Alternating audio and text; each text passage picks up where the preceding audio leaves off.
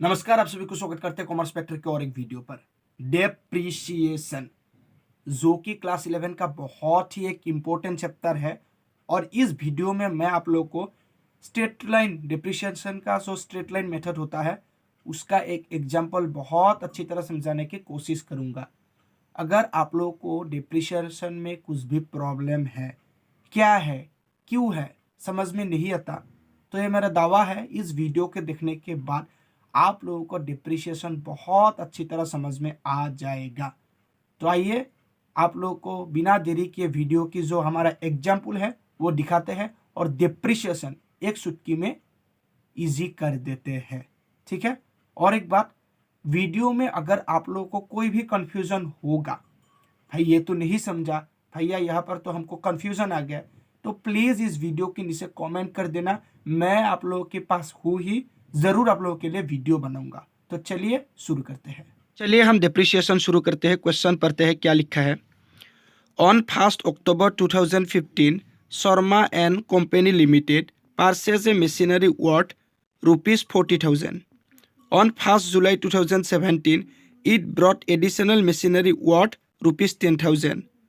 On 13 September हाँ ठीक है 30 September 2018 the machinery purchased on 1 October 2015 is sold for ₹19,500. यहाँ पे एक जीरो ज़्यादा हो गया मेरा। The firm writes off 10% per annum depreciation on the original cost each year. The accounts are closed on 31st December every year. So the machinery account for 4 years और straight line method में। देखो question पहले हम समझ लेते हैं। क्या बोला कि 2015 की 1 अक्टूबर में एक मशीनरी खरीदा, ठीक है, और 2017 में 1 जुलाई को और एक मशीनरी खरीदा, यानी कि इस मशीनरी खरीदा है अक्टूबर में, ठीक है, और हमारा ये जो अकाउंटिंग पीरियड है यह है कैलेंडर ईयर, ख़त्म कब हो रहा है, ख़त्म हो रहा है 31 दिसंबर में। तो अच्छी तरह समझना क्या बोला, जब ये मशीन अक्टूबर में खरीदा तो इसका डिप्रिसिएशन पहले 2015 की 31 दिसंबर तक लगेगा। तो अक्टूबर, नवंबर, दिसंबर, यानी कि पहला जो डिप्रिसिएशन होगा वो 3 महीने का होगा। ठीक है, ये अच्छी तरह समझ लो, क्योंकि ये मशीन खरीदा है 2015 की 1 अक्टूबर में और ये अकाउंटिंग पीरियड ख़त्म होगा 31 दिसंबर में। तो इसका जो पहला फर्स्ट डिप्रिसिएशन होगा वो कितने साल का लगेगा या कितना महीने का, 3 महीने का लगेगा। ठीक है, अब आगे पढ़ते हैं। 1 जुलाई 2017 और क्या हुआ, 2017 को और एक मशीनरी खरीदा, वो कितने का, 10,000 रुपये का। अब इसी केस में भी सेम होगा कि जो ये मशीनरी का फर्स्ट जो डिप्रिसिएशन होगा इस 6 महीने के लिए लगेगा, क्योंकि ये जुलाई में खरीदा हुआ है। ठीक है, इसमें आप लोग कन्फ्यूज़न नहीं कभी मत होना।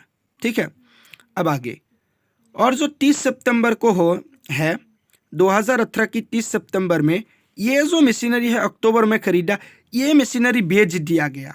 ओके, ये मशीनरी बेच दिया गया, यहाँ पे लिखा भी है, द मशीनरी परचेज्ड ऑन 1 अक्टूबर 2015 में सोल्ड फॉर 19,500, 19,500 रुपये में ये बेच दिया। अब इस केस में बहुत स्टूडेंट को तकलीफ होता है, प्रॉब्लम होता है कि कैसे करते हैं। देखो, ये नॉर्मल डिप्रिसिएशन वाला मैथ्स ही है, नॉर्मल डिप्रिसिएशन वाला अकाउंटेंसी का प्रैक्टिकल ही है, लेकिन इसमें प्रॉब्लम कब होता है, जब दूसरा मशीनरी अंडर आ जाता है, जो कि यहाँ पर आया है ये मशीनरी 1 जुलाई वाला। तो कोई बात नहीं, अभी मैं आप लोगों को ये क्वेश्चन बहुत अच्छी तरह वर्किंग नोट की मदद से समझाऊंगा। अगर कोई भी आप लोगों को दिक्कत है प्लीज़ कमेंट कर देना। ठीक है, तो चलिए हम ये सॉल्यूशन शुरू करते हैं। जो हमारा अकाउंट है मशीनरी अकाउंट, और हमको बनाने के लिए बोला soda machinery account for 4 years straight line method में। जो हमारा अकाउंट है मशीनरी अकाउंट, वो देखने से पहले मैं आप लोगों को वर्किंग नोट्स अभी दिखा देता हूँ। ठीक है, देखिए, आप लोगों को एग्जाम में भी ऐसे वर्किंग नोट्स बनाना है। ठीक है, अब हुआ क्या, जो हमारा पहला मशीनरी है 2015 का, वो खरीदा कब? अक्टूबर में, और उसका प्राइस कितना था? 40,000। ठीक है।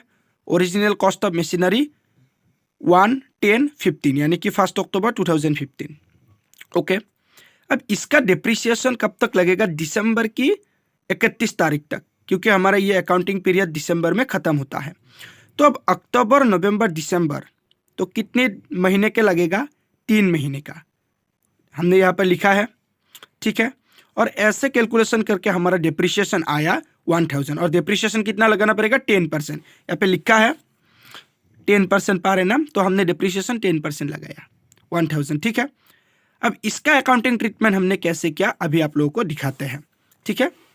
देखिए 1/10/15, 1 अक्टूबर 2015, बैंक अकाउंट है ना। जब हम मशीनरी खरीदते हैं, एसेट खरीदते हैं, एंट्री क्या बनता है? Machinery account debit to bank account, और यहाँ पे हमने लिखा भी है।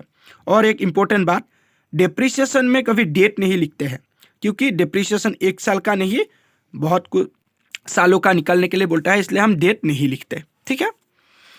तो 1 अक्टूबर 2015 बैंक अकाउंट कितना रुपए? 40,000 रुपया खर्च करके हमने एक मशीनरी खरीदा। अब इस साल में 2015 में हमारा डिप्रिसिएशन लगा 1000। ठीक है। आप लोगों ने अभी देखा है वर्किंग नोट में। तो बाय बैलेंस सीडी कितना हो जाएगा? 39,000। समझ में आया? अब देखिए 2015 गया, अब 2016 का क्या होगा?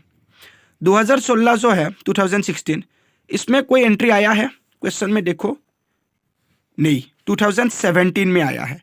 तो 2016 का जो है 2016 का, उसमें कोई एंट्री नहीं, तो उसका आप लोग सिर्फ और सिर्फ डिप्रिसिएशन लगा दीजिए।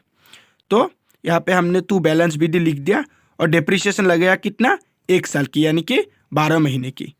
और एक बात याद रखना, स्ट्रेट लाइन मेथड में हम हमेशा इस प्राइस में डिप्रिसिएशन लगाते हैं, ना कि बैलेंस फिगर में, पहले वाला में। तो 40,000 का 10% कितना होगा? 4,000, यहाँ पे हमने लिखा। ठीक है। बैलेंस कितना आया? 35,000। इस पॉइंट तक आप लोगों को समझ में आया?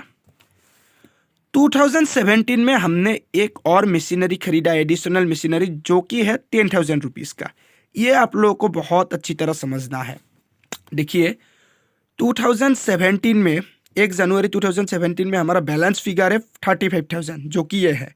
और इसी के साथ हमने एक और मशीनरी खरीदा, जिसका जर्नल एंट्री होगा machinery account debit to bank account. तो कितना रुपए का था? 10,000 यहाँ पे आ गया। अब इस केस में क्या होता है, बच्चों को कंफ्यूजन कब होता है कि जो डिप्रिसिएशन है वो कैसे कैलकुलेट करें। अब देखिए जो हमारा पहला मशीनरी था, उसके ऊपर तो हमको 12 महीने का डिप्रिसिएशन लगाना है ही। ठीक है। जो हमारा नेक्स्ट मशीनरी है, ये कब खरीदा, और मैंने डेट इसलिए नहीं लिखा कि आप लोगों को अभी समझा सकूं। तो ये जो हमारा नेक्स्ट मशीनरी है, ये जुलाई में खरीदा, 1 जुलाई। तो अभी मैं डेट लिख देता हूं,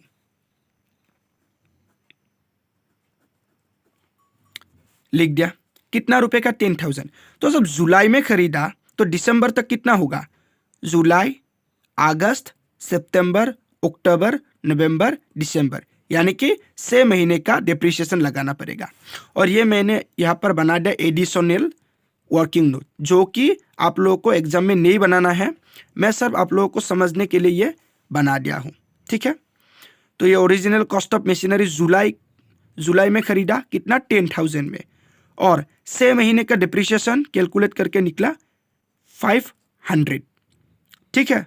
और बैलेंस नेक्स्ट ईयर में बैलेंस कितना आया? 9,500। तो इस केस में यहाँ पर देखिए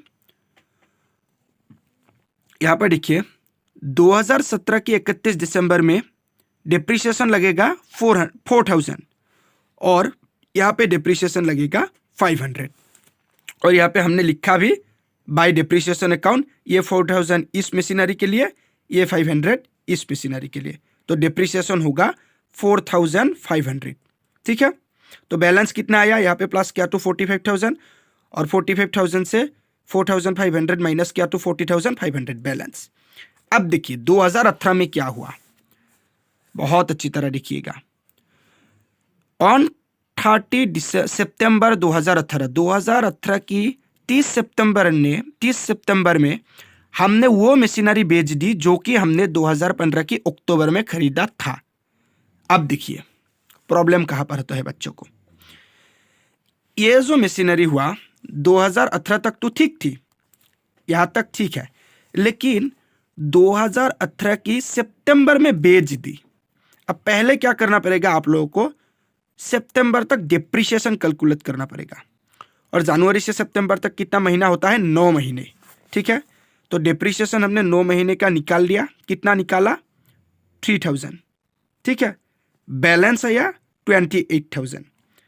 30 सितंबर तक 2015 की 1 अक्टूबर से 2018 की 30 सितंबर तक हमारा इस मशीनरी का वैल्यू है 28,000, ठीक है। तो इस 28,000 का जो मशीनरी है वो हमने बेच दिया 19,500 में, जो कि 28,000 का मशीनरी है वो हमने बेचा 19,500 रुपये में। ये बहुत साफ साफ देख रहा है, बहुत अच्छी तरह देख रहा है कि ये लॉस हुआ है। अरे क्यों नहीं होगा, जो 28,000 का मशीनरी है वो हमने बेचा 19,500 रुपये में, तो ये तो लॉस ही होगा। तो जो कि लॉस वैल्यू है ये हम लिख देते हैं ऐसे, ठीक है। तो इसका जो अकाउंटिंग होगा ये कैसे होता है आप लोगों को अभी दिखाता हूं। अब यहां पर देखिए, हमने सितंबर की 30 तारीख को मशीनरी बेच दिया। मशीनरी बेचने पर एंट्री क्या बनता है, कैश या bank account debit to machinery account. कितने में बेचा, 19,500 रुपये, ठीक है। डिप्रिसिएशन लगेगा कि नहीं लगेगा, अरे भाई लगेगा, उस दिन तक लगेगा जिस दिन तक मशीनरी हमारे पास है। तो डिप्रिसिएशन है 3,000, ओके। ये दोनों होने के बाद अब हमारा लॉस हुआ कि नहीं हुआ, लॉस हुआ। तो जो हमारा लॉस होगा वो कहां पर आएगा, क्रेडिट साइड में, ठीक है। Loss on sale of machinery account 8,500 है कि नहीं, लॉस हुआ कि नहीं, अरे ऑब्वियसली लॉस हुआ है। जो कि 28,000 का मशीनरी है वो हमने बेचा 19,500 रुपये में। और यहाँ पर जो हमारा बैलेंसिंग फिगर है 8,500, ये हमने यहाँ पर लिखा। इंपॉर्टेंट बात यही है, अगर लॉस होगा तो क्रेडिट साइड में लिखेंगे और अगर प्रॉफिट होगा तो डेबिट में लिखेंगे। उसका भी एक नेक्स्ट में एग्जाम्पल लाऊंगा, कोई दिक्कत की बात नहीं। अब ये जो हमारा 3 एंट्री हो गया, ये हो गया हमारा पहला मशीनरी का, ठीक है। लेकिन हमने तो एक और मशीनरी खरीदा था, जो कि हमने खरीदा था 2017 की 1 जुलाई में।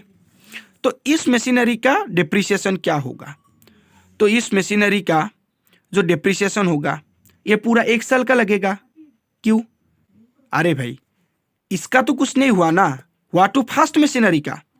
तो 10,000 का 10% कितना हुआ, 1,000। तो यहाँ पे डिप्रिसिएशन लगा दिया। और बैलेंसिंग फिगर कितना आया, 8,500। यहाँ पर भी देखो बैलेंसिंग फिगर कितना आया, 8,500। यानी कि इस मशीनरी को पूरा बेच देने के बाद इस जो सेकेंड मशीनरी है, इस सेकेंड मशीनरी पर डिप्रिसिएशन लगाकर हमारा बैलेंस आता है 8,500। और यहाँ पर भी हमारा बैलेंस आया 8,500। तो यही था डिप्रिसिएशन का एक आसान सा सवाल। मैं पूरा का पूरा सवाल और पूरा का पूरा आंसर आप लोगों को वीडियो की लास्ट में फोटो में दिखा दूंगा। और एक बात याद रखना, एग्जाम में जो करना है ये वर्किंग नोट्स करना है और ये अकाउंट बनाना है, ठीक है। ये एडिशनल आप लोगों को समझने के लिए मैंने बनाया, ये नहीं बनाना है, ठीक है। और एक बात याद रखना, हम हमेशा डिप्रिसिएशन की जो भी अकाउंटिंग है वो मशीनरी अकाउंट में करते हैं। और जब हम एसेट्स में, मशीनरी नहीं एसेट्स में करते हैं, जब एसेट्स में करते हैं तो हम डेट नहीं लिखते, क्योंकि डिप्रिसिएशन एक पार्टिकुलर डेट में नहीं हर साल लगाया जाता है, ठीक है। तो अगर वीडियो आप लोगों को अच्छा लगा तो लाइक कर दीजिए, और कोई भी प्रॉब्लम है तो प्लीज़ प्लीज़ प्लीज़ कमेंट कर दीजिए, मैं आप लोगों के पास हूँ ही। ये क्वेश्चन है, आप लोग नोट डाउन कर लीजिएगा और अभी आंसर दिखाता हूँ। तो ये आंसर आप लोग अच्छी तरह नोट डाउन कर लीजिए और इसको ही बनाना है, इस अकाउंट को ही बनाना है, ठीक है। और ये जो पहला वाला वर्किंग नोट्स है जो एडिशनल है वो मैंने आप लोगों को बस समझाने के लिए बनाया, वो नहीं। वर्किंग भी आप लोग एग्जाम में बनाना पहला वाला। तो आज के लिए इतना ही। Thank you.